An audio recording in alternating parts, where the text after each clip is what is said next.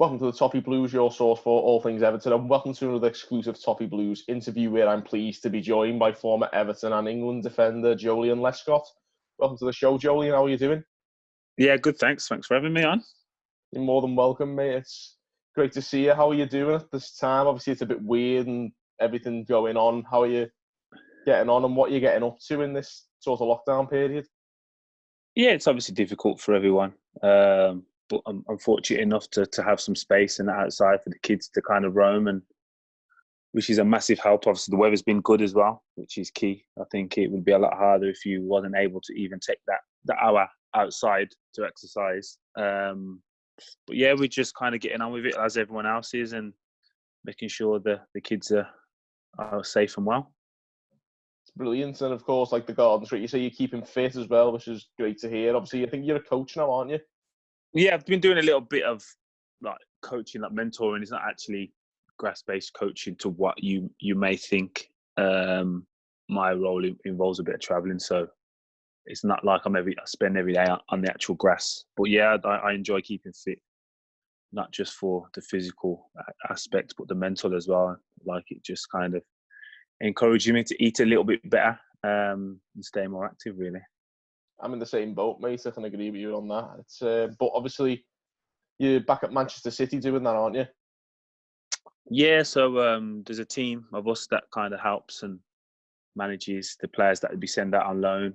And just as I said, it's difficult for them at this time due to a lot of them, or a few of them, sorry, being in countries they're not actually from. And the travel restrictions means they're going to have to stay there for the foreseeable future. So it's difficult. So we're just offering support over the internet via Zoom and Skype and stuff like that, really. Yeah, so you're definitely keeping yourself busy, that's for sure. Mm-hmm. Yeah, that's the thing. That is the thing. Obviously, the sanity side of it is key. So trying to fill my days as much as possible and stay active. No, yeah, it is good to keep your mind occupied. So it's great to obviously get the time out to come on these shows with us. Of course, Joleon needs no introduction for his time at Everton. He spent 3 years here after joining from Wolves in 2006. And let's not forget, before we get on to your Everton career, that you were very impressive for Wolves in the Championship, and you were desperately unlucky not to play in that Premier League, the one Premier League season, because you had a bad injury, didn't you?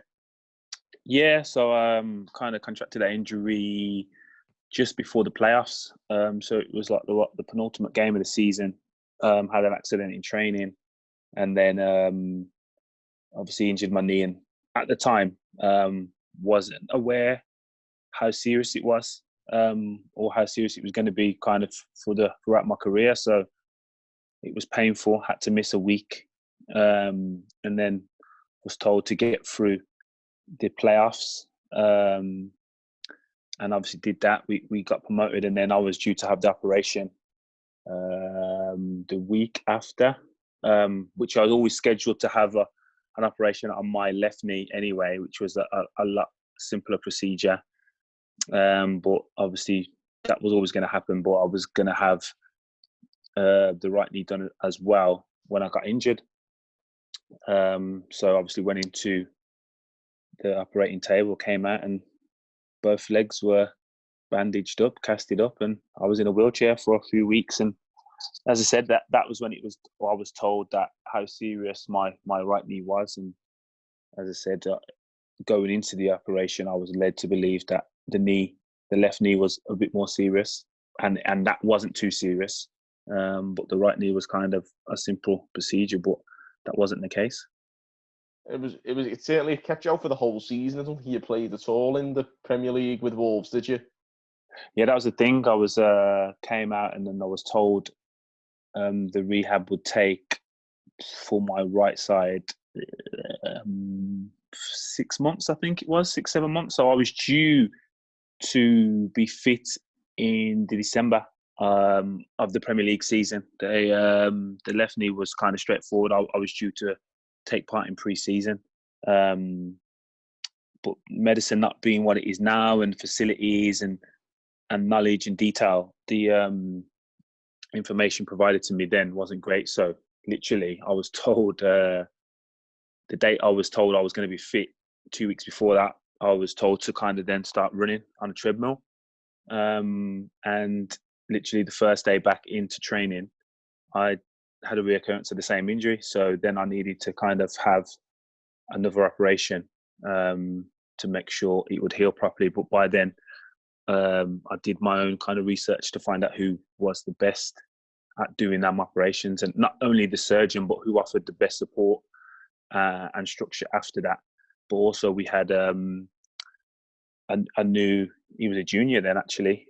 His name is Steve Kemp. He's now the England physio, but he was kind of an apprentice at Wolves at the time. So I had the operation over in America with Richard Steadman, who'd done numerous players' knees. Had that done and then came back and did the rehab with Steve. Oh, but obviously you got back to full fitness and you played 2 seasons in the Championship where I think the last season you were with Wolves, you got into the Championship Team of the Year. So clearly you were impressing people. And when Everton came after you, were other teams interested in the summer of 2006? I'm not sure, but what happened was I was going into the last year of my contract, and the chief exec at the time, Jez Moxey, asked if I would commit myself for another year to the club in order to get promoted, and if not, then they would look to sell me, which I was happy to do. And it meant obviously adding additional years to my contract, my fee would go up. And I think at the time, the season before, I think there was interest from Arsenal. But then when I signed a new contract or extension and the fee went up, they kind of wasn't interested anymore.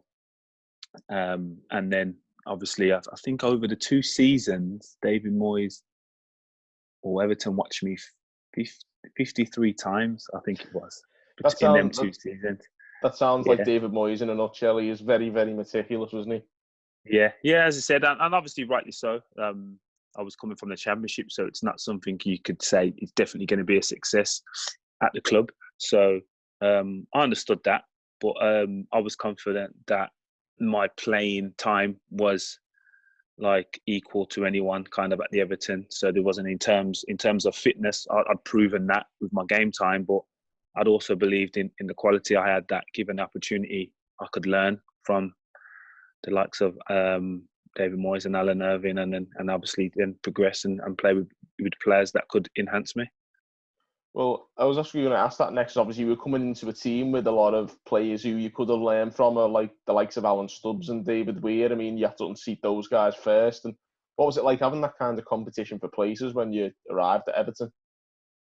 Yeah, again, I didn't necessarily think I was going to go and just play every game, just walk straight into the team. I knew I'd have to kind of earn it. But yeah, it was difficult. Obviously, Stubbsy and Pease are kind of Anne's favourites, and rightly so. And so to kind of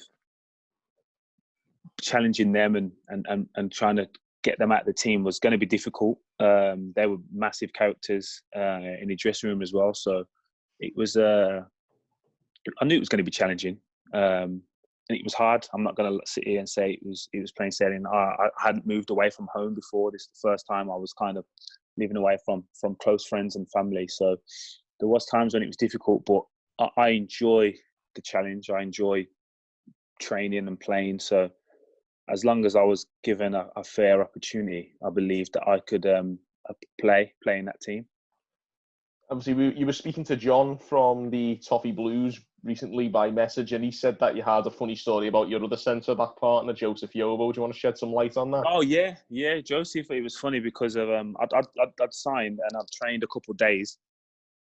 And then we obviously got speaking. Obviously, the first couple of days were basically physically challenging. There's no obviously tactical work then. And when I then got speaking to Joe, obviously we'd spoke prior to this conversation, but when we had an in-depth conversation, he wasn't even aware what position I played. So like I'd gone there and he asked me what position I played in, and then I don't think he saw it as competition.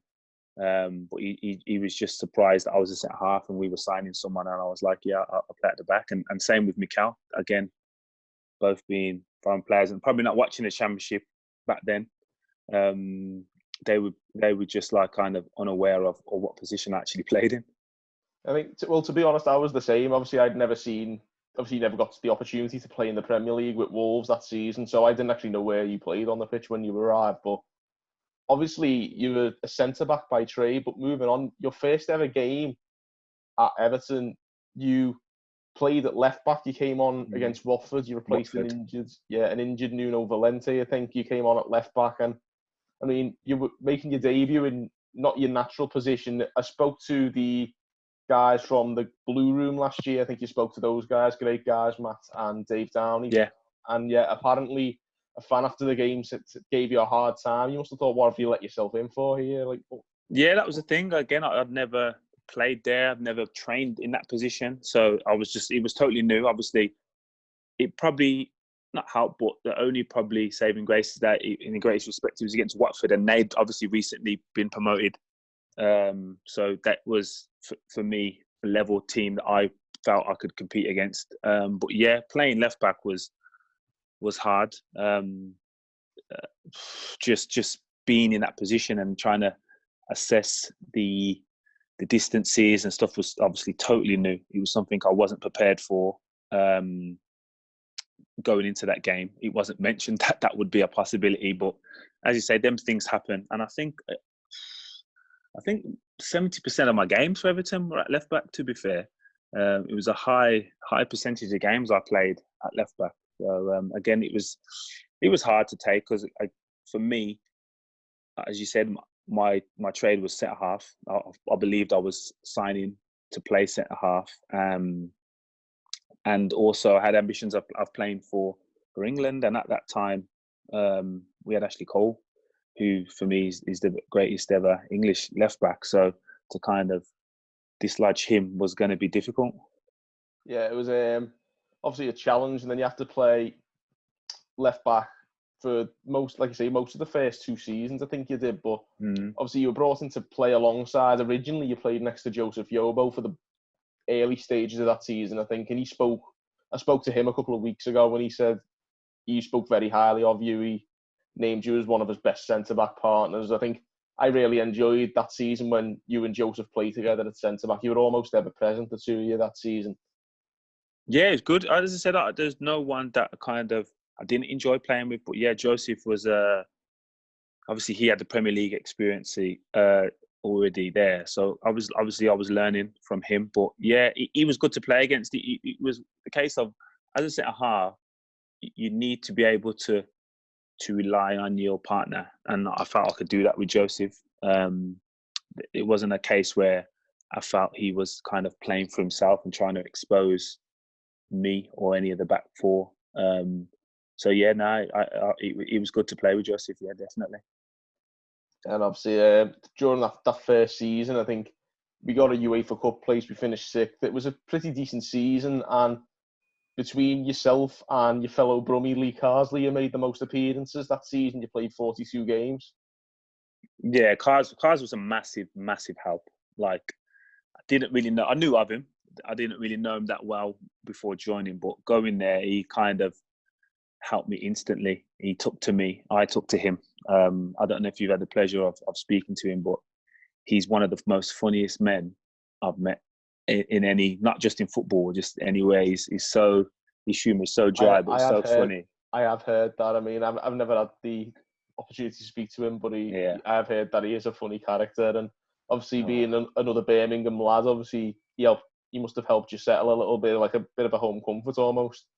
Yeah, definitely. And at that time, again, being away from home was hard. So he was commuting from Birmingham most days. But obviously I used to try, and every opportunity, if we had like a Wednesday off or Sunday off, I took the opportunities to go home as well. So we travelled a bit together. But again, like you said, being a Brummie and growing up in similar areas, we kind of had a lot to relate on. And as I said, he was huge for me there to kind of help deal with moving away. And obviously in the early stages of your Everton career, with only 4 games in, you played your first derby and we won 3-0. What was it like for you to play in that game? It was a feisty fixture, isn't it? Yeah, that was huge. Obviously, you're aware of derbies. I played in derbies, fierce derbies prior to that with Wolves West Brom, and I'll answer I don't know if you're going to ask it, but for me, when everyone says, "Oh, what was the most fierce derby?" I don't think you can answer that because it means the same to every fan. Does Everton, the Merseyside derby, mean more to Everton fans than the Wolves West Brom fans mean to that game means to them? So, in terms of going into that game, I had obviously derby experience, but the atmosphere, the heat, I remember it being really hot that day. It was a brilliant day. I remember that day very well. Yeah, and then obviously to get that result, to kind of being in the Premier League and to get that result was huge. I remember obviously all the talk, obviously after that game, being about us that weekend. So it was huge, and obviously that AJ got 2 goals, so it was huge for him and his career there. I think he joined the same summer as you, didn't he? And he settled really well. I think he became a fan's favourite almost instantly after he did that. Yeah, definitely. I think AJ was always going to be that because on top of his goals, he loves to work hard, and I think that's what Everton fans recognise. Everton fans value that very highly. And I think, very highly. So as long as he was doing that, he was always going to kind of be a fan's favourite. But to add to that, the goals he scored and the importance of them was huge for him, and obviously his stature at the club. Yeah, obviously, like the 2 years settled, it was a decent season, and you seem to get better and better as the season progressed. Even if you did have to play out of position, we ended the season 6th, and you were voted the Players' Player of the Season. So it could have gone a lot worse, even if you weren't playing in your ideal position. It's a good indicator that you settled in the dressing room quite quickly, didn't it? Oh, yeah, definitely. As I said, no one made me uncomfortable. Everyone was trying to make me as comfortable as possible. I was still relatively young then, 23, 24. So I appreciate all the guys then. And it probably helped that we had a few older players. They was able to kind of recognise the transition. So like David Weir was obviously the club captain and stuff. So him being at the age he was at, to recognise that another generation is coming through probably helped me. But yeah, to kind of get that award with the likes of Mikel, Tim Cahill, Phil Neville, Cars, who'd played every game, and also Tim Howard had a good season as well, and he had a great time at Everton. So to kind of be appreciated by the players in that season, especially again, being my first season in the Premier League and also playing at a position, and at that time we had Gary Naismith, Nuno Valente, who that Gary Naismith was huge as well. He lived around the corner, and we travelled together a few times, or a lot, to training. So and he was huge. Like he didn't see me as competition for his place. He recognised that I was going to play a majority of the games and still try to help me and develop and stuff like that, which was great, because in training with Nuno and Gary both being fit, I wasn't able to actually train as a left back. I'd still have to train as a centre half. That was my role in training, and then come to the games, I would then be selected as a fullback. But then Gary would offer his experience to me. I think it was a very close-knit team. It wasn't the biggest squad, but it always seemed to be quite closely knit, the Everton squads around that time, which was great to see from fans' perspective. Yeah, I think that was, again, what the fans would want, is a smaller group, tight-knit group, but also the manager. I think he liked the fact that there wasn't multiple personalities and people to deal with outside of the first, say, 14 players that were we kind of knew that 11 players were going to obviously be selected, and then the 3 subs you kind of knew. And we kind of knew the bench, who was going to make the bench. And obviously we had the likes of Victor and Vaughan coming through as well. So they were kind of the younger batch of players coming through. But I think the core was roughly 16, 17 players, which now would be pretty much too small. I don't think anyone would want to have a squad that small, but it worked for us there. And again, it held us in good stead. Certainly. And obviously the next season we brought a few players in. We weren't a very cash-rich club, but David Moyes worked some wonders in the 2007 summer. He brought in the likes of Jags, Baines, Yakubu, Stephen Pienaar, to name a few. I mean, that was a pretty good summer's business, if you ask me. Yeah, huge. I knew Jags would play together under 18s England, and we kind of made our debut similar times at Sheffield and Wolves. So I kind of been up against him as well. So I kind of knew the qualities he had. Baines, obviously was a fan of Baines before he came to Everton, and as I said, it was funny because even though we were fighting it out, again, me playing left back, we became really close friends, still are. One of my closest friends throughout my career. So that was difficult. But again, we didn't was never competing against each other. It was really good. And obviously Yak did what he did best, which was score goals. And even though he couldn't strike the ball as hard as those other strikers, he absolutely could caress it and finish most opportunities he got. Yeah, I mean, obviously, I think, I'll be honest, on this note of like sort of games, the game I remember most fondly from your time at Everton was his debut. He scored the opener, and I think you scored the last minute winner against Bolton. Oh yeah, that was a good game actually, because I don't think I had the best first half. I don't think I'd played the best. And at half time, we come in and the gaffer had caned me. He'd caned me. He'd hammered me, and like I was going through a spell where I don't know if he was doing it on purpose, trying to get a positive reaction out of me, but yeah, he would like be probing me a lot, especially in terms of me in possession. He believed I could be better and stuff like that. So he would question that side of my game a lot, which was again frustrating, but it's part of it. And then I remember obviously going at second half more determined to kind of prove him wrong, and then obviously then to score the winner in the last minute. And then I think after that game was when I got my first England call up. That sounds about right, yeah. And I mean, I think if I remember rightly, as a young fan, obviously I was 11 at the time, and it was pretty. You're a kid and you're quite naive, and I think that win took us top of the league. Yeah, and it was early doors. I think it was about we won 4 games out of 5 or something, and obviously as a naive 11-year-old, you're like, oh my goodness, we're going to win the league here, and it was like, but yeah, that's why I remember that game incredibly fondly. It was probably one of my favourite games from that sort of time. It was like, I think the spirit like of the fan base and everything was sky high at that point. And obviously Yak coming in and bagging a go on his first game as well. It was a great time. But obviously later on that season, Leighton Baines, like I say, he came in that summer. You were the main left back pretty much for a large part of that season. And I mean, we look back now on Leighton Baines as one of the best left backs of his generation, and you kept him off the team despite not even being in your preferred position.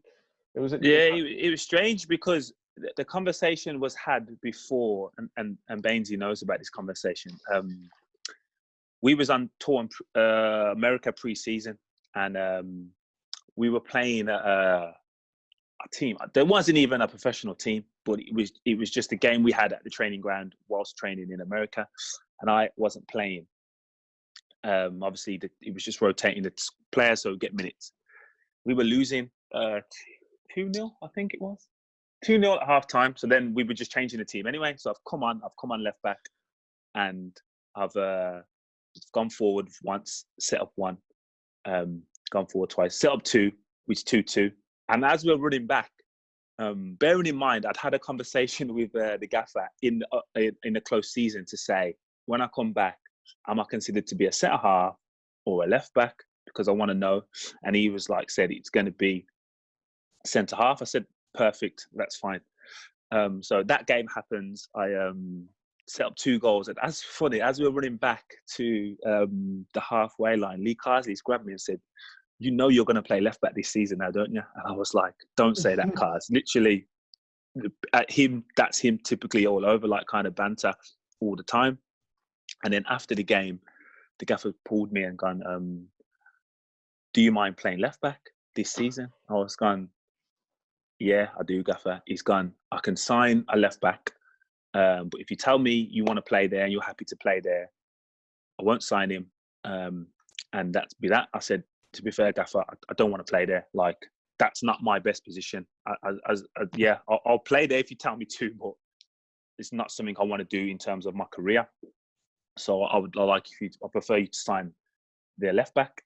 He didn't obviously tell me who it was. And then he kind of went off and signed Leighton Baines. But again, even that was kind of like it never created a divide because I was still played, but there was something then between me and the manager because I didn't want to play there, even though I knew I was going to kind of play there if he selected me. But to kind of have that over me, that I kind of not defined it, but didn't agree with his decision was a sticking point in our relationship for a period of time. But as time went on, he knew if I was selected, I would give 100%. And again, it just played out the way it did. Well, obviously, I think all Everton fans will thank you for speaking up the way you did, because I think it's mad the idea of thinking of an Everton without Leighton Baines these days. I know, yeah, crazy. And that's one of the things. I think one of the biggest things in football, which is underestimated, is timing. I think Leighton Baines' timing in terms of his career, he's had a great career. And I think if he's not fighting Ashley Cole, he plays for England for, like, if Leighton Baines is 23, 24 now, he's the new Ashley Cole. There's no one else. We've got some great left backs at the moment, but as you said, Leighton Baines is as consistent as I've seen in that position. I mean, he was absolutely incredible around that time, and obviously I think it was the season after really where he took your place, and you ended up at long last moving into centre back, which must have been a relief for you. Yes, as I said, it was the ambition of playing for England. Like, as much as I was England squads, and for me, even then, we still had two of the best centre halves in the Premier League era, John Terry and Rio Ferdinand.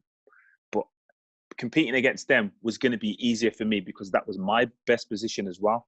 And naturally, I was left-footed, so I probably had a little bit something different to them two. But I'm not saying it was going to be easier to kind of get them out the team, but it was definitely going to not be as hard as trying to dislodge Ashley Cole.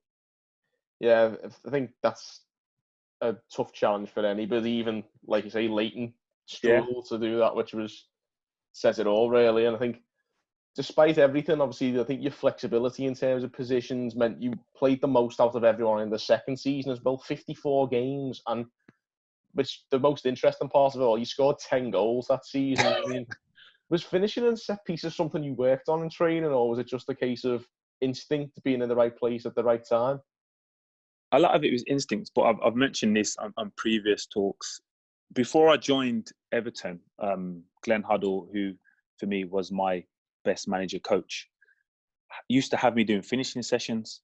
He used to say, you're getting so many opportunities to score or create a chance, and you don't, basically. So he used to have me doing one-on-one sessions with himself and another coach, actually doing finishing, which I found strange being a defender. But then you go to the Premier League and you find yourself in similar scenarios, and then you can draw back on that experience of doing it on the training ground, which, like any kind of position, warrants. So I give him a lot of credit for that, not knowing at the time that I was going to benefit from that. But yeah, in terms of instinct, I think every player will tell you they used to play up front until they got to an age or a level where they wasn't good enough to kind of maintain that. And I was no different. I played on the wing up front for a number of years, and then I think I was 14, 15, realised that wasn't going to be a career to play up front, but you still have the kind of love to get up there and try and kind of create something to just make yourself a nuisance, which I did many a time. Certainly did that season. Let's not forget some very memorable displays in the UEFA Cup that season. I think you scored a very important goal for us against Metalist Kharkiv in Ukraine, and it helped us get through to the group stages. I mean, you know, we wouldn't have had a lot of those experiences had it not been for that goal. It was a crucial contribution, and arguably your most crucial given what it led to. Would you agree? Yeah, it was huge. As I said, at the time, I'm unaware of what that's going to lead to, but it was funny because I think I'd scored 2 or 3 goals, and Tim Howard said to me, let's see if you get 5 this season. And I said, cool. And I think that was my 5th goal of the season. And we had a bet that I would get 5. So again, I think my celebration was geared towards him having to pay me the money we bet on. So to be fair, and I don't normally gamble, but I was confident that was going to happen. You know, you kind of have a feeling that, well, it's September, October, and I've scored 3 goals. I can definitely kind of get 2 more. I think you managed 2 more by the end of September. So, yeah, I think that's what it was. I think that was the 5th one, and it was kind of like, yep, Tim, pay up. And did he? Yeah. Tim's good for that. He's good for that. I was going to say, it wouldn't strike me for, seems like an honest guy, Tim, so fair play to him. Obviously, there were some very memorable European games that season, Zenit and Nuremberg, Brann. Nuremberg was a good one. Yeah, Nuremberg was fantastic. Of course, we have to mention the Fiorentina game. It looked set to be a fantastic European night at Goodison, and we did brilliantly to come back, and then we lost on penalties. Do you remember that night well? Yeah, I do. I think I'd signed my new contract the night before. Did you? Yeah, so I remember kind of that occasion and what it meant and what it was going to be like. And yeah, being 2-0 down was disappointing, but we were confident, especially like night games at Goodison was electric. The atmosphere was just different to a Saturday. It felt different. And again, we knew we could rely on the fans to kind of encourage us to put on a performance. And yeah, we did that. And as I said, it was unfortunate. I think, Jags misses the pen in that. Yeah, but I've got to give him a lot of credit because I didn't put my name forward to take a penalty. That's not me. So we fought back hard, and unfortunately, we didn't get the job done. But I think everyone appreciated our efforts that night. I mean, everybody talks about the 2009, the cup final, which we lost. But for me, I think that second season of yours was the season we really should have won something. I think that was the best team we had that season, and we were desperately unlucky. Of course, we went out of the League Cup in the semi-finals. Who was that to? It was to Chelsea. Oh yeah, I remember that. That was you scored an own goal. Own goal, yeah. Basically, Sean Wright-Phillips climbed on your back, and yeah. I think that's getting rescinded now. If that's VAR nowadays, I'm definitely absolutely getting fouled, because basically what's happened was the cross has come in. Tim shouted, so I'm thinking just prevent. We had a kind of an understanding, me and Tim, that if he called for it, just stop the player interrupting him. So as he's called for it, I've done that, and then obviously he's not come to Gilly, and then it's just like literally hit me. I think it was in the face, and Sean's on my back, and I'm thinking, surely that's a foul. But I was just so disappointed that I'd obviously conceded an own goal. It was heartbreaking, but I think after that, then I had a chance to score. I think I go up there, and literally the ball falls to me in the 6-yard line, and Czech makes a save, and I'm thinking, that was the hardest thing to take, was that I didn't score that chance, because it was an opportunity to kind of go back to Goodison with being level. Certainly, I think. But as you recall, the footage of that own goal you scored, and just seeing like you're practically giving Sean Wright-Phillips a piggyback, and it's just like, for goodness sake, I mean. Yeah. There's been a few of them occasions when I was at Everton. The foul from Carragher. I was just going to say, the less we talk about that game, the better. That was like, absolutely infuriating. Be a pen is ridiculous, but yeah, he's one of them times where, as much as we criticise VAR now, I think if it was around then, a few decisions are going our way. That's it. Yeah, I think hopefully they can iron out the flaws in the VAR, and sooner rather than later we can have something that works for everyone for the greater good. Because it has been a bit more of a hindrance than a help this season, dare I say it. Yeah, it's obviously there's going to be teething problems. I can honestly say I'm grateful not to be playing when this is involved. So as you said, it's used. I think it's used too much in certain scenarios. As I said, I get that the right issues that need it, and things are missed just because of human nature. But the elements that we use it in, we use it in pretty much every aspect of the game, which is frustrating to see, especially the goal celebration scenario. I think when fans obviously are high rated, and then all of a sudden you get it chalked off, it would be hard emotionally to take. No, it's pretty painful. We've had a couple ourselves as Everton fans this season, and it's not great. But obviously, moving on to your final season, Phil Neville and Tim Howard were the only players to play more games than you this season. 46 games you played this season. And we started to see you play alongside Jags a lot more. What was it like to play alongside him, given you already, like you say, knew him so well? That was really good. That I would say after Vincent Kompany, because we won stuff, Jags was my best partner, most enjoyable, because we had the same mentality, and that was to help each other at all costs. We would never kind of which is a big thing. As I said before, never try and expose one another. If one of us makes a mistake, we do whatever we can to kind of cover that person. And we just had a kind of telepathic understanding of that. Also with Bainesy being there, we kind of knew how each other wanted to defend. Like there would be times where I would be the deepest defender and Baynes would give me the shout of you're in control of the back line, basically, just to kind of manage the offside. So we just had an understanding and a knowledge and belief in each other that was key. But again, we were good friends after field, so that helps. Me and Jagsy's youngest sons, have been in the same class, like their school life and up until like last year. So again, I'd seen him. We'd been around each other. We were close enough to kind of just get on with stuff on and off the field. Obviously, we had a few more new faces that season. One of which was Marwan Fellaini. What was he like? Philly, funny guy, to be fair. Again, still speak to him. Good guy. And I think it was his performances against Liverpool in the Champions League qualifiers. I think that had enhanced David Moyes to sign him. But yeah, he come and it was funny because was that the season when I think we didn't have a striker for a period of time? Yeah, we put it was Fellaini him and Tim. front. Yeah, yeah, Tim and Philly up front, and to do what we did that season, again with no recognised striker, is a massive achievement. It just proved how close we were as a group and how well and hard we worked for each other. But in terms of Philly, I think a lot was made on his size, but he had a lot more ability than people would give him credit for. Certainly, and of course, like you say, he was a character. It was only seemed to add to the endless list of characters in that dressing room, the likes of Tim Cahill and Neville and Leon Osman. What was it like being a part of a dressing room Ozzy. like that? Ozzy, what a guy Ozzy is. Yeah, no, to be fair.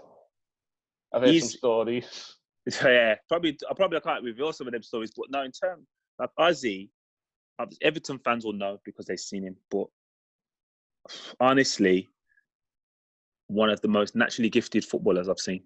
Like, his feet were ridiculous. He couldn't, I used to say he was the fastest player after 70 minutes because Ozzy was quite fit, but he wasn't that fast. But when it got to the 70th minute, when everyone else was kind of tired, he would still be able to run as fast as he could run in the first minute. So that's when I used to say, this is when you turn into Henry after 70 minutes because everyone else is getting tired. But in terms of his ability, I remember his goal in Europe was that season.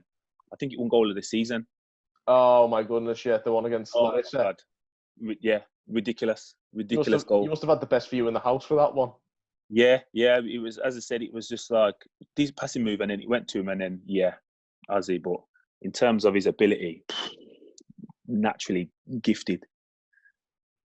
Yeah, and also, like you say, a great character. He's always been known for his antics in the dressing room. And of course, there was a video of him rapping at the awards dinner once. So, yeah, Ozzy, to be fair to him, he considering we're similar ages, when I first went there, I thought he was about 9 years older than me, the way he dressed and stuff. He that's not one thing he's blessed with, was style. And we went on a trip to America, my first season, and he said, go on then, Joel, I'll trust you to buy me an outfit. And I bought him a whole outfit from top to bottom. And then he did look a little bit cooler and younger, but he just, when something doesn't suit someone, he was kind of like, yeah, this is not for me. As much as I'll do it in America, this is not my kind of get up. So I left him to it. Fair play to you. Obviously, there was a lot more memorable games during that final season. Firstly, the Villa game, which we unfortunately lost, but you scored twice. Obviously, that must have been weird as a Birmingham lad to score twice against, I think, they're your boyhood club, aren't they? Yeah, growing up Villa fan. But once I went to Everton, you kind of have to start following Villa and wishing them success, because at Wolves I can do that. We're in the Championship, they're in the Premier League, so I can hope and wish that Villa do well. But then when I came to Everton and we're kind of fighting for the same spot in the league, I can't be wishing them winning if it means us kind of finishing lower than them. So that was kind of when the actual supporting of them stopped. My first goal for Everton was against Villa at the Hull 10. So I kind of scored, I think I scored like 5 or 6 goals against them throughout my career. But yeah, that game was crazy because, again, a close friend of mine, Jordan Stewart. Where was he at? Was he at Derby? Was it? But I mean, Watford at the time. Jordan Stewart. We had a bet who would score more goals. He obviously playing left back, I'm playing left back, but he was on free kicks. But his argument was, you go up for corners, so it's kind of level. And then I think he'd just gone one ahead of me 2 weeks before, and I just said to him as a bit of banter, "I'll just go and score two. I'll just score two in one game." He said, "If you score two in one game, the bet's off and you win." And literally 2 weeks later, I scored two against Villa. So that was that. But in terms of the game, it was gutted to kind of score so late and then to concede even later was horrible. It was horrible. That was a really deflating game. I was at that game and it was pretty soul destroying. Obviously, it was a very late equaliser, and then to throw it away again, it was pretty painful. Yeah, definitely. I think when you score that late, if just being an equaliser, it feels like a winner. And vice versa. If you concede, even if it's an equaliser, it feels like you've lost the game. But to actually lose it that late was draining. Again, us and Villa kind of contesting the same position in the league was difficult. At that stage, it looked as if we wouldn't overhaul them, and it took us to the very last day to actually overhaul them in the race for the UEFA Cup places. So obviously it made the task a little bit harder, but obviously not for the one to try with this squad. It was a really good workman-like squad, and I think what everyone forgets about this season is we had to play Liverpool 4 times, and you scored a goal at the Cop end that season. And there's a picture a lot of Everton fans still admire where you're pointing and laughing at the Cop while Tim Cahill's on the back. To be fair, I would have gone a bit more crazy having been allowed. Obviously got a lot of stick from Everton, from Liverpool fans during the derbies and stuff. Then to score in the Cup, and just for them to see them silent was amazing. And then I was going to go crazy, to be fair. So I think Tim's on my back, but Victor's come and said, "Don't do it." What were you going to do? I don't know what I was going to do, but it was going to be a lot more animated than standing there laughing. It was going to be a lot more than that. I'll be honest with you, mate. I think you couldn't have done it any better than you did. So yeah. Victor pulled me back. Victor pulled me back and controlled me a little bit. Then obviously we go back to Goodison in the replay, which was very memorable. Yeah. What an atmosphere this was. Then Dan Gosling comes on as a sub as a kid, and he last-minute winner. Goodison erupts, and the players are celebrating like mad. That's the thing. Like, obviously, at that time, I don't know what it was like or what it feels like now, but we knew it was going to be a difficult game, but we honestly believed we could win and compete in them games. It's funny you should say that, because my lasting memory of you as an Everton player is you got. It was towards the end of normal time. You carried the ball out from the back and you got hacked down by Lucas Leiva, who then got a red card. And I remember from the minute you got the red card, I was convinced we'd won that game. I don't know why, but but that's the thing. Yeah, it was a different feeling. It wasn't like an inferior feeling of we're gonna have to be at our best to possibly get a draw. It was like, no, we can win, we can beat these, and it was just a genuine belief, especially at Goodison. Obviously, we knew that, and I think they knew that at that time we was a lot more competitive than in games after that. I think at that stage, obviously as well, it was a night game. You were saying what the atmosphere is like in the night games. It was a midweek game, and I think, like you say, did the floodlights go out? Did the floodlights go out that game? No, I don't think they did. Sure, something happened. No, something did happen. You're right. But obviously on the TV, the people watching at home also to a TikTok advert for right as Gosling scored his goal. Oh, that was it. Yeah, I knew something had happened, but it was good times. But no, I can recall something happening in the stadium too, because I can just remember Operation Goodison Exercise being shouted over the tannoy like about 5 times that game. It was a really mad game, and obviously a really mad conclusion, and we get through to the next round of the Cup. And it was one of my best memories of actually being at the grounds was that game. It was an unbelievable Yeah, night. huge, because I think that obviously that was the Cup game, and then we had beat United in the semis, and then obviously play Chelsea in the final. So to go through the Cup, FA Cup, and have to compete against all them teams, and at that time, all them teams were top. They weren't like average team. That was like a top United team. Obviously, for me, the best Chelsea squad they had at that time as well. So it was going to be difficult. But like the start of that campaign, we played Macclesfield in the third round, and we nearly we scraped through that round. Like it wasn't a convincing win. It was just like get it over and done with kind of thing, and job done, and kind of get out of here. So to kind of go from that aspect to then get into the final, as you said, like the Chelsea team that year, the Chelsea squad was full of talent. Yeah, I mean, obviously before that we got to the semi-final against United, and we go to penalties. What was you thinking when it goes to penalties? Obviously we'd lost the Fiorentina one the year before, and we were playing one of the best teams in the world. We were after a quadruple at that time. Yeah. So obviously going into the shootout, must have been a little bit daunting, and of course after and no. As I said, I wasn't committing myself for a penalty. I was going to take one if it come to it, but my hand wasn't up. I'm not a hero in that aspect of it, so I kind of know my limitations. So I wasn't looking to take a pen. So let the boys that do what they do that. And I think we were all just pleased. Yeah, we got through, but again, the fact that Jags stepped up and said, "Nah, I can do this." And then he scores the winner was crazy for us all. I think that was amazing, but considering he was the one who missed the pen that cost us. Yeah, that shows a credit to him. The fact that he was willing to step up. Yeah, to step up and do that and take that responsibility. Obviously, there's always that iconic picture of all the players, including yourself, on the halfway line as Jags' penalty goes in. What was going through your head when that hit the back of the net? Just elation. Just the fact that we'd won the game. Even then, I hadn't realised what that had meant. Like growing up and thinking an FA Cup final is huge, and being lucky enough to kind of be a part of three of them in my career it's not something you kind of think about. You hope, you don't expect it to happen. But to be a part of that was amazing. It was just amazing to kind of get there, and obviously, as you said, it was a top United team. The most devastating thing of it all, though, was with Jags, he had to miss the final because he picked up an injury against Manchester City. And obviously you and Joey Obo were the centre-backs in the final, and we scored early on but went on to lose. What were your memories from that? I remember thinking, final?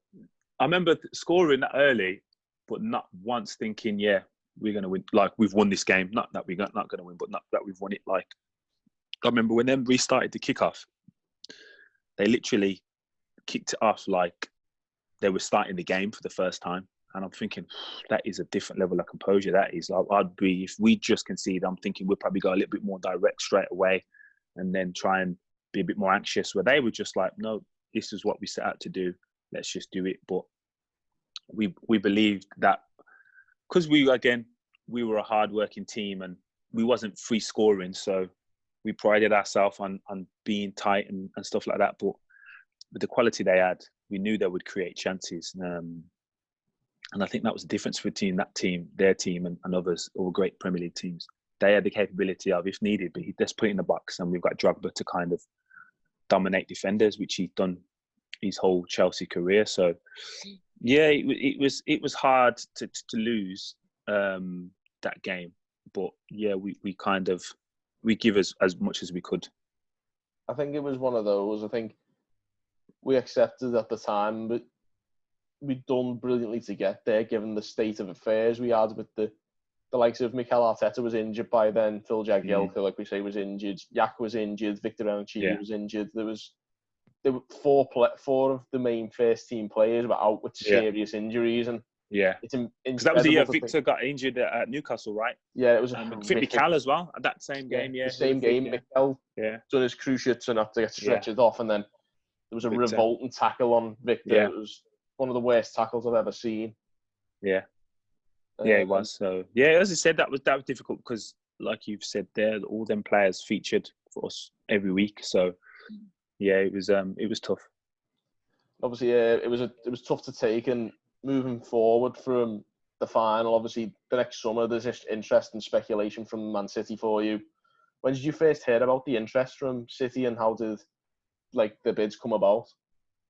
Obviously the interest was there throughout the summer, so I just kind of paid attention to that and was in dialogue with my agent, but hadn't kind of manipulated anything.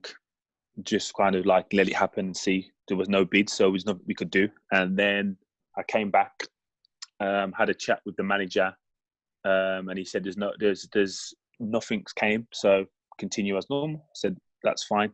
And then I think it was the first pre-season game. I don't know who it was against. I think that was when the bid had been made. The day before my first pre-season game, which was away to someone, I can't remember who that was. And that was when I thought, okay, so now it must be more serious. So we played the game, and then on the Monday, that was on the Saturday, on the Monday, that's when I went to see the manager and was like, what's the situation? He was like, nothing's changed. We don't want to sell you. We value more than that. I was like, fine.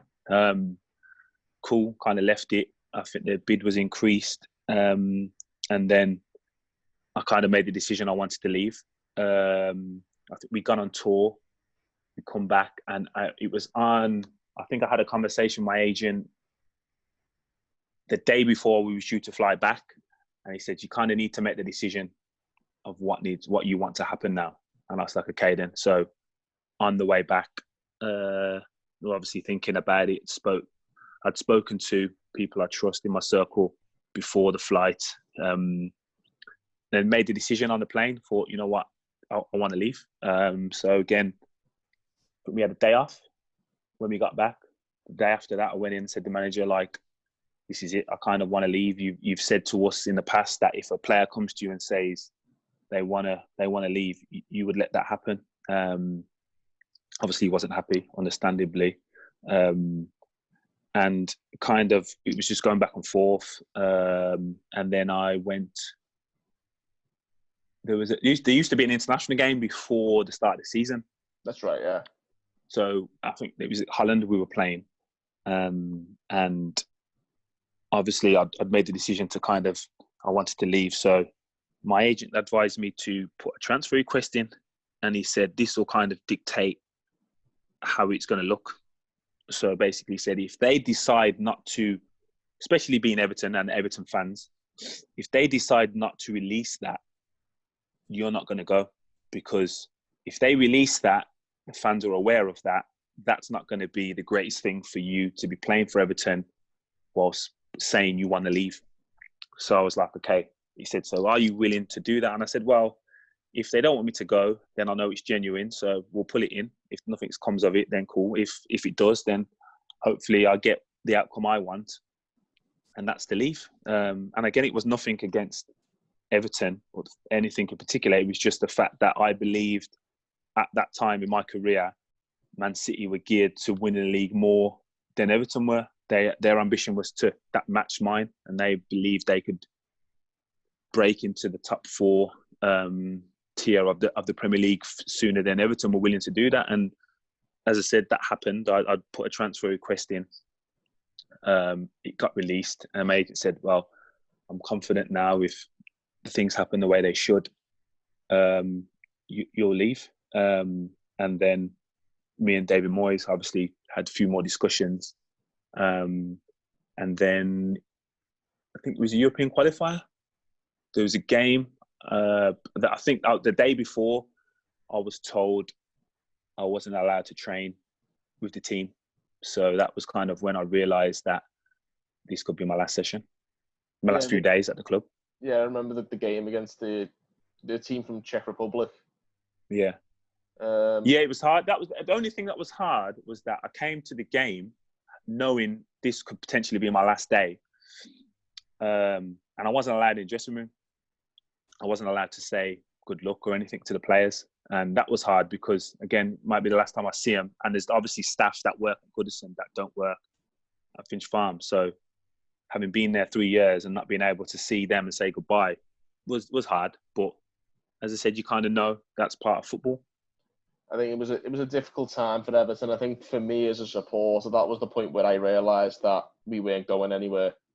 Yeah, it must be hard. As I said, as I said, Everton fans want to see commitment, and like every other fan for their team. And the reason, my reason for wanting to leave was the ambition of Man City and the time frame of my career. I was 27. So the way Everton were looking to kind of hopefully get in and progress wasn't going to be the same time frame as City were. The fact that the players they'd signed that summer proved to me they were serious about what they were looking to do, and their resources at the time, they was willing to sign anyone in the world. And for Man City wanting it to be me was a huge drawing point. I can well understand that. I think for me, this was the point where it all started to unravel for Everton. I think we brought in some replacements who were actually very good players, and we went on to do all right, but we knew we weren't ever going to go anywhere. And it was one of them. Do you regret the way it panned out at all? Of course. As I said, I enjoyed my time there. So, and I think I kind of knew I had to take a brunt of it, but I do think, like most clubs would do, let the player be the scapegoat for the scenario. Because if Everton didn't want me to go, they wouldn't have agreed to the fee.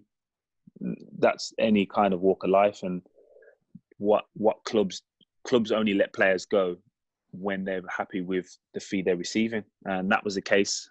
In terms of what City did in order to get me from Everton, it was no different than what Everton did to get me from Wolves. It was just on a bigger scale. Obviously, the outcomes were bigger, the fees were bigger. But in terms of me leaving Wolves to go to Everton, that was the same as Wolves wanting to get promoted, Everton wanting to reach the top four. That was just as important to Wolves to get into the Premier League. So again, it's just one of them things that happens in football. But I don't regret making the decision at all. But yeah, it kind of leave a sour taste to kind of see that me and the fans got on well while I was there, and then literally every time I kind of returned, I was deemed to kind of being a villain, which was hard, but it happens. I mean, the one thing I can say about in that sort of era, when you did come back as the villain, it sort of spurred us on, and I think we won a lot of games against City at that time. Yeah, I think you did. Yeah, I think like when I was at Everton, I scored a few goals against City. And then obviously went to City, and then it just encouraged the atmosphere, especially at Goodison.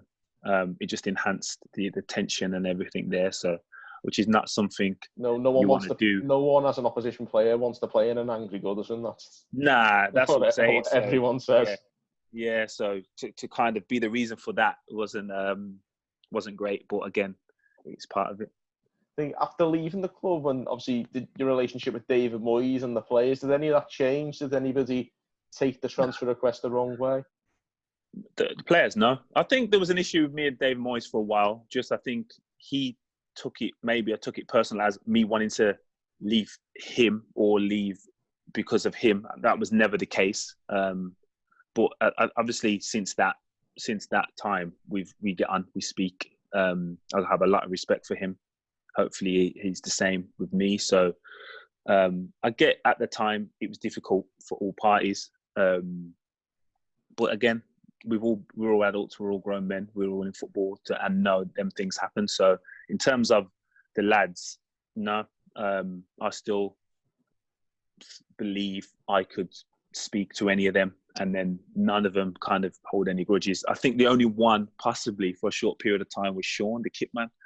He was a younger kit man at the time when I was there, and then I think the first 2 times I came back to Goodison, he ignored me. Which again I understood, but yeah, it was that, and that's one of the hard things, because as I said, when you're at the games and you're seeing people like that, and then you're not allowed to say goodbye and let them see that, yeah, it's not personal, it's just kind of a career choice. And obviously later down the line, you'd won a title by this point with City, and in 2012 David Moyes actually came out and said that you'd be open to a possible return to Everton for you, and there was some rumours about that around the time. And was that ever on the cards? Not at that time, no, because again, I was playing for Man City. I think if at my end of my City career, there was an opportunity, I would have gone back. And that's if David Moyes was in charge, or because the reason for me going to West Brom was Alan Irvine being in charge of that club. And again, that's like to Wolves, to Wolves and fans. Villa and I was Yeah, thinking like that. Villa fans, I didn't really care, like in terms of that sense. And everybody knew I wanted to play for Villa growing up. So again, that wasn't a choice. But playing for West Brom, being an apprentice and being one of Wolsey's kind of babies, that was, I can understand them being frustrated. But I've said before, my decision on my next move away from Man City was working with a British manager. I'd worked with foreign managers for a number of years at City, England, and I just wanted someone that understood a British mentality more. I didn't want to have to work with someone that was kind of coming from an overseas league that wanted to implement their structure without kind of any consideration to the way the Premier League is, the way British minds are focused and kind of motivated differently, not better or worse, but just differently. So my sole decision joining West Brom was Alan Irvine was the manager. Keith Downing was assistant, who was my youth team manager at Wolves. And Robert Kelly was a first team coach, who was my youth development officer at Wolves. So them three people, I think if they were at any other club, like I probably would have signed for that club due to them being in charge and them knowing me knowing them, and having a great respect for all of them. I think it's funny you should say, like, obviously you talk about this difference in mentality. What is the difference between the sort of British mentality and the overseas mentality? I just think that a big thing is the training schedule and the way they approach it and view it. And it's again, it being different, and me being at an age where my body wouldn't have allowed me to be too different at that stage, for me to adapt to a totally different style. And then that transition in your body, it could take a few months, and I didn't want that.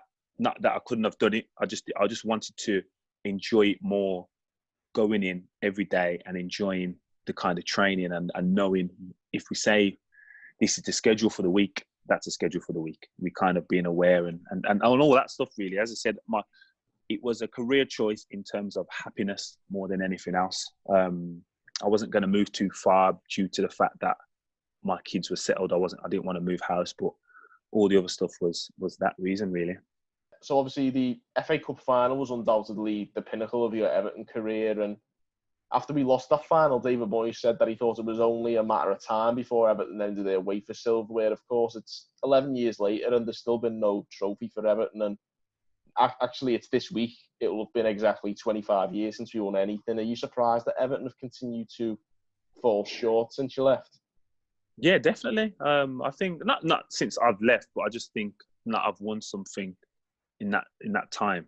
I think it'd be hard again for any fan, but knowing Everton fans and the way they think, yeah, definitely being a kind of bit of taste in their mouth that they haven't achieved silverware in that time. And the biggest thing I feel the frustration would be is that they haven't really progressed as much as they should have. Having spent the money they've spent, has it been spent wisely enough? I'm not so sure. I think given that money to David Moyes in the era that we were there, I think there's a lot more success Everton can kind of call upon in recent years. And of course, obviously the club's very ambitious nowadays. It's got one of the world's finest managers in the dugout in Carlo Ancelotti. What do you think the future holds for Everton at the moment? I think it's positive. I think it's a good time. I think they've got a manager there that obviously vastly experienced, and having spoken to people that work with him, I can only speak highly of him. No one has a bad word to say about him. He's going to have seen it all, done it all. He's going to attract players that possibly, in the greatest respect, that Everton may not have attracted if he wasn't the manager.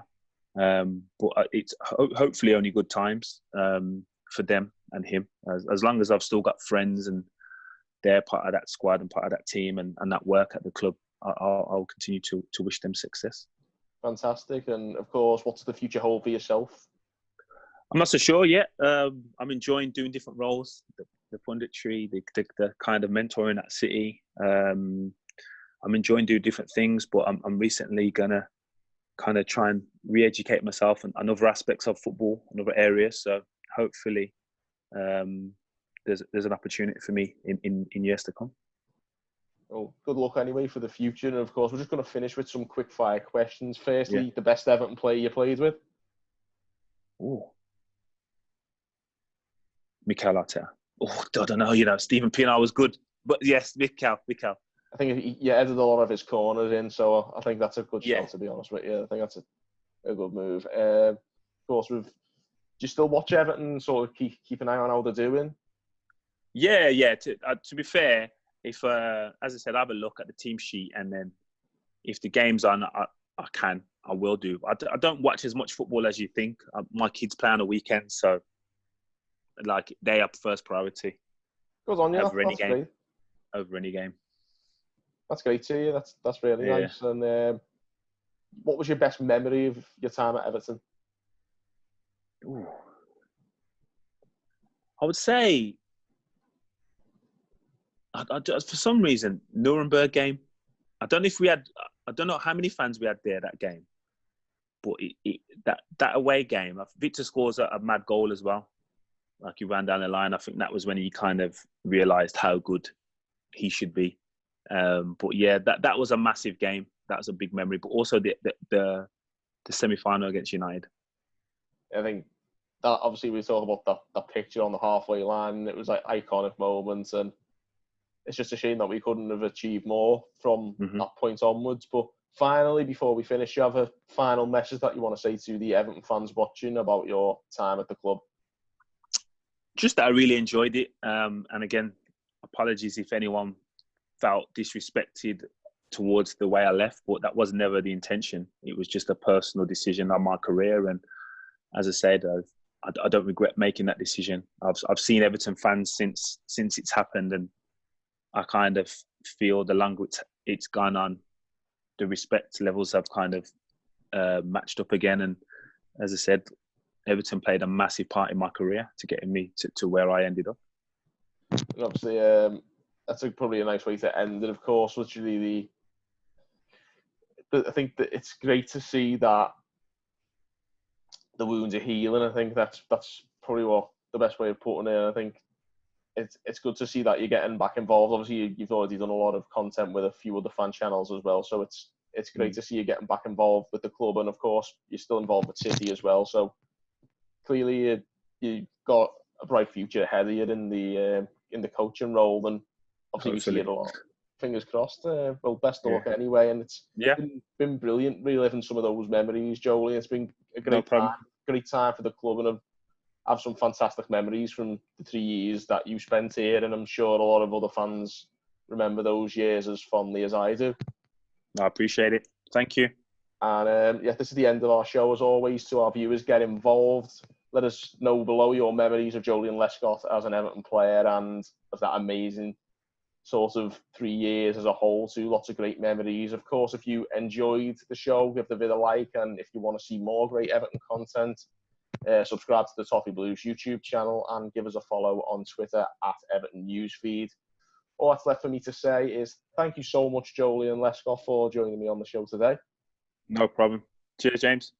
Honestly, the pleasure's mine, and thank you guys for watching on the Toffee Blues.